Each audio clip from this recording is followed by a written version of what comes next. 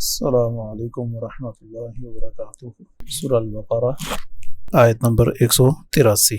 اعوذ باللہ من الشیطان الرجیم، بسم اللہ الرحمن الرحیم۔ یا ایہا الذین آمنوا، اے وہ لوگوں جو ایمان لائے ہو، کتب علیکم الصیام، فرض کر دیے گئے ہیں تم پر روزے، کما جس طرح، کتبہ فرض کیے گئے، علی الذین ان لوگوں پر، من قبلکم جو تم سے پہلے تھے، لعلکم تاکہ تم، تتقون بچ جاؤ۔ اس آیت میں اللہ تعالیٰ نے ایمان والوں کو مخاطب کیا ہے اور انہیں ایک شرعی فریضہ جو ہے اس کی ادائیگی کا حکم دیا ہے، اور یہ وہ شرعی فریضہ ہے جو اسلام کے بنیادی ارکان میں سے ہے۔ 5 بنیادیں ہیں اسلام کی، تو ان میں سے ایک روزہ ہے۔ عبداللہ بن عمر رضی اللہ عنہما بیان کرتے ہیں، نبی صلی اللہ علیہ وسلم نے فرمایا، بنی الاسلام علی 5، اسلام کی بنیاد 5 چیزیں ہیں، تو ان میں سے ایک روزہ رکھنا ہے۔ تو جو شخص روزہ نہ رکھے جان بوجھ کر، تندرست ہوتے ہوئے، بغیر کسی شرعی عذر کے وہ روزہ ترک کر دے، تو اس کا مطلب ہے اس نے اسلام کی عمارت، اس کی بنیاد اس کو ڈھا دیا ہے، تو اس کا اسلام اللہ تعالیٰ کے ہاں قبول نہیں ہے۔ تو صوم، صیام، یہ روزے کو کہتے ہیں۔ اس کا لفظی معنی ہے رک جانا، کسی بھی چیز سے رک جانے کو صوم کہتے ہیں۔ تو بہت سارے اس میں لغت کے معنی آتے ہیں۔ گھوڑے کو بھی صوم کہتے ہیں، صوم فرسن صومن، جب وہ کھانا پینا چھوڑ دے۔ ہوا رک جاتی ہے، تھم جاتی ہے، اس کو بھی یہی کہتے ہیں، ہوا رک گئی، تو صوم کا لفظ وہاں استعمال ہوتا ہے۔ تو اصطلاح میں، شریعت میں صوم کہتے ہیں، روزہ کہتے ہیں کہ آدمی صبح طلوع فجر سے لے کر غروب آفتاب تک بعض مخصوص چیزیں جن کا شریعت نے ذکر کیا ہے ان سے اپنے آپ کو بچا لے، روک لے، ان کا استعمال اور ارتکاب نہ کرے، تو اس کا معنی کہ یہ شخص روزے سے ہے، صوم سے ہے۔ تو یہ چیزیں، رمضان کا روزہ یہ 2 ہجری میں فرض ہوا۔ پہلے رمضان سے پہلے عاشورہ کا روزہ نبی صلی اللہ علیہ وسلم رکھا کرتے تھے، صحابہ کرام کو بھی حکم دیا کرتے، باقاعدہ اس کی پابندی ہوا کرتی تھی۔ جب رمضان کے روزے فرض ہو گئے تو عاشورہ کا روزہ ترک ہو گیا، فرضیت اس کی ختم ہو گئی۔ اب جو چاہے رکھے، جو چاہے نہ رکھے، لیکن تاکید بہرحال اس کی بہت زیادہ ہے۔ کما کتب علی الذین من قبلکم، جس طرح یہ روزے لکھ دیے گئے، فرض کر دیے گئے ان لوگوں پر جو تم سے پہلے تھے۔ یعنی یہ روزے یہودیوں نے بھی رکھے ہیں اور عیسائیوں نے بھی رکھے ہیں، ان پر بھی یہ روزے فرض کیے گئے تھے۔ لعلکم تتقون، روزوں کے فرضیت کا مقصد تنگ کرنا نہیں ہے، تمہیں پریشان کرنا نہیں ہے، بلکہ اس کا مقصد تمہارے اندر تقوی پیدا کرنا ہے، یعنی اللہ تعالیٰ کی نافرمانی سے بچنے کا احساس پیدا کرنا، یہ عادت تمہاری پختہ کرنا کہ جب تم اللہ کے حکم پر بعض حلال چیزیں چھوڑ سکتے ہو، تو اللہ کے حکم پر تمہیں جو حرام چیزیں ہیں ان سے بالاولیٰ بچنا چاہیے اور اپنے آپ کو روکنا چاہیے۔ کچھ لوگ روزے کے سائنسی فوائد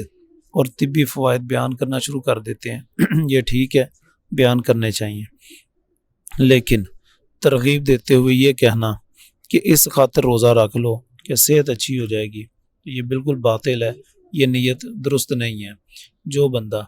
صحت کی بہتری کے لیے صبح سے شام تک بھوکا پیاسا رہے گا، اگرچہ وہ رمضان کے مہینے میں ہی ایسا کرے، اس کا روزہ اللہ کے ہاں مقبول نہیں ہے، کیونکہ اس نے روزے کی تو نیت کی ہی نہیں شرعی طور پر۔ تو روزے کا اصل مقصود تتقون، گناہوں سے بچنے کی اپنے اندر عادت پیدا کرنا۔ تو جو بندہ صحت کی بہتری کے لیے اور دیگر عوارض سے اپنے آپ کو بچانے کے لیے، بیماریوں سے بچنے کے لیے اگر روزہ رکھتا ہے، تو ظاہر ہے کہ اس کی نیت تقوی والی ہے ہی نہیں، تو اس کا روزہ نہیں ہوگا۔ ایام معدودات، گنتی کے چند دن ہیں، یعنی یہ بھی ترغیب کا انداز ہے۔ لعلکم تتقون بھی ترغیب ہے، اور کما کتب الذین من قبلکم یہ بھی ترغیب ہے کہ صرف تم پہلے ہی نہیں ہو جن پر روزے فرض کیے گئے ہیں اور بڑا کوئی بھاری کام تمہیں کہہ دیا گیا ہے، بلکہ تم سے پہلی قومیں جو ہیں وہ بھی روزہ رکھتی رہی ہیں، اس لیے تمہیں ہمت نہیں ہارنی چاہیے۔ اور لعلکم تتقون میں دوسری ترغیب ہے کہ اس کا تمہیں ہی فائدہ ہوگا۔ تو ایام معدودات یہ تیسری ترغیب ہے کہ بہت تھوڑے دن ہیں، گنتی کے چند دن ہی تو ہیں، باقی سارا سال کھاتے پیتے رہتے ہو، تو یہ چند دن روزے رکھ لو۔ تو یہ چند دن کتنے ہیں؟ 29 یا 30، یا مہینہ 29 کا ہوگا یا 30 کا ہوگا، تو 29 کا بھی مہینہ ہو تو اجر پھر بھی 30 روزوں کا ہی ملنا ہے، یہ بھی اللہ کا فضل ہے۔ نبی صلی اللہ علیہ وسلم فرماتے ہیں شہر عید لا ینقصان، یہ 2 مہینے عید الاضحیٰ کا مہینہ اور رمضان کا مہینہ یہ اجر میں کم نہیں ہوتے، یعنی 29 کے بھی ہوں تو پورے مہینے کا ہی اجر ملے گا۔ فمن کان منکم مریضا، تو جو کوئی تم میں سے ہے بیمار، او علی سفر یا کسی سفر پر ہے، فعدۃ من ایام اخر، تو وہ پوری کر لے گنتی دوسرے دنوں میں۔ یعنی کوئی شخص بیماری کی وجہ سے روزہ نہیں رکھ سکا یا سفر کی وجہ سے روزہ نہیں رکھ سکا،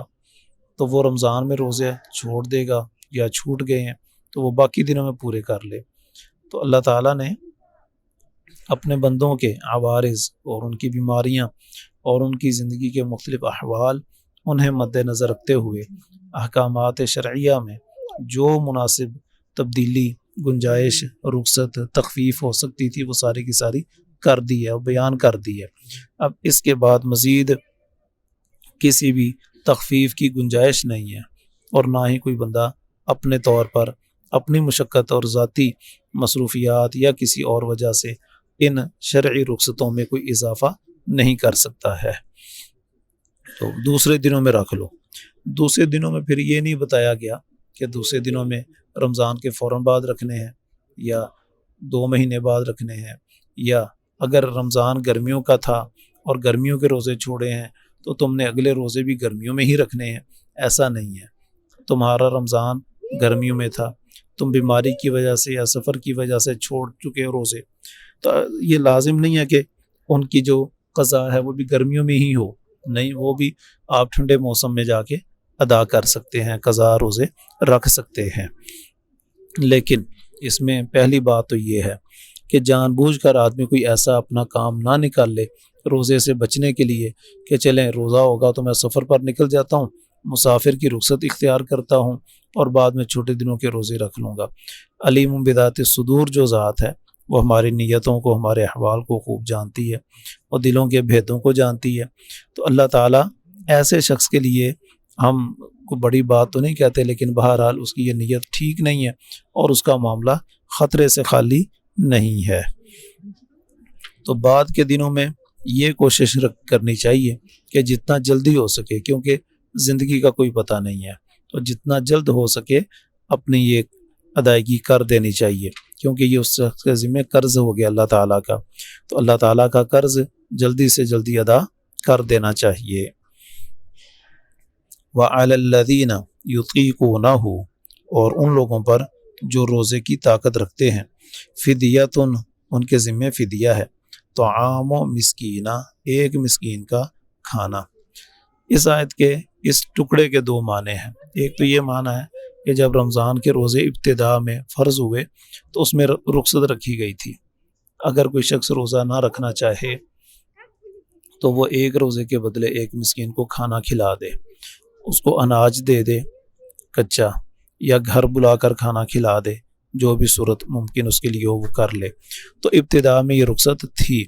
پھر یہ رخصت ختم ہو گئی، اور شہر رمضان جو اگلی آیت ہے اس میں یہ کہہ دیا گیا کہ جو بھی اس مہینے میں موجود ہے وہ لازماً روزے رکھے گا، تو یہ رخصت ختم ہو گئی، گویا یہ آیت کا ٹکڑا منسوخ ہو گیا۔ عبداللہ بن عباس رضی اللہ عنہما نے اس کا ایک معنی اور بیان کیا ہے۔ وہ کہتے ہیں وہ جو بوڑھے مرد اور بوڑھی عورتیں جو روزے کی مشقت کو برداشت نہیں کر سکتے،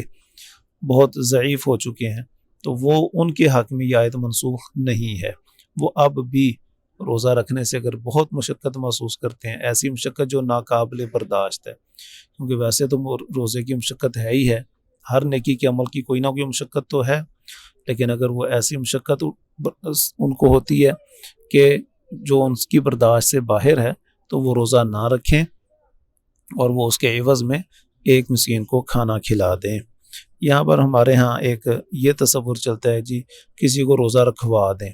یہ جملہ بنیادی طور پر درست نہیں ہے، اس لیے کہ کسی کو روزہ رکھوانے کا مطلب یہ ہوا کہ وہ اس کا روزہ رکھے گا تو اس کا اپنا روزہ کہاں گیا؟ اس نے تو اپنے روزے رکھنے، اس مسکین نے جس کو آپ کھانا کھلا رہے ہیں،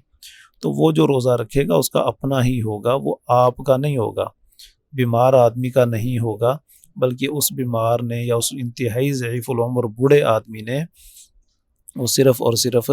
اپنا کفارہ ادا کرنا ہے، فدیہ دینا ہے ایک کھانا کھلا کر، اور پھر یہ بھی ہے کہ کھانا ایک وقت کا ہے، 2 ٹائم کا نہیں ہے، ایک وقت کا کھانا۔ تیسری بات غور کرنے والی یہ ہے کہ وہ کھانا ہر آدمی اپنی استطاعت کے مطابق، اپنے گنجائش اور وسعت کے مطابق کھلائے گا۔ خود وہ ہزاروں روپے میں ایک کھانا کھاتا ہے اور مسکین آدمی وہ بیچارہ خود تو گزارا ہی کرتا ہے، ظاہر ہے مسکین جو ہوا تو یہ اس مسکین کو جو ہے نا وہ دال روٹی پر ٹرخا دے، یہ غلط ہے طریقہ، اپنی ہمت اور استطاعت کے مطابق وہ فدیہ دے گا۔ تو یہ بوڑھے مرد اور بوڑھی عورت ہو گئے۔ اسی طرح ایسا مریض جو دائمی ہے، جسے شفا کی کوئی امید نہیں، بعض ایسے امراض ہوتے ہیں کہ جو مستقل ساتھ چلتے ہیں، مزمنہ، امراض مزمنہ،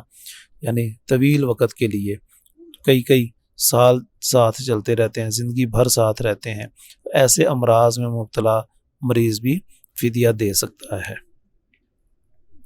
فَمَن تَطَوَّعَ خَيْرًا، تو جو کوئی نفلی طور پر خوشی کے ساتھ نیکی کرے، فَهُوَ خَيْرٌ لَهُ، تو وہ اس کے لیے بہت بہتر ہے۔ نفلی طور پر خوشی کرنے کا مطلب یہ ہے کہ کوئی شخص بجائے ایک مسکین کو کھانا کھلانے کے وہ 2 3 4 مسکینوں کو کھانا کھلا دے، یا بجائے ایک وقت کا کھانا کھلانے کے وہ 2 وقت کا کھانا کھلا دے، تو یہ اللہ تعالیٰ کی طرف سے زیادہ اس کو اجر مل جائے گا۔ وَأَن تَصُومُوا خَيْرٌ لَكُمْ، اور اگر تم روزہ رکھو تو یہ بہتر ہے تمہارے لیے، یعنی اگر تم مشقت برداشت کر لو، بجائے فدیہ دینے کے مشقت اٹھاتے ہوئے روزہ رکھ لو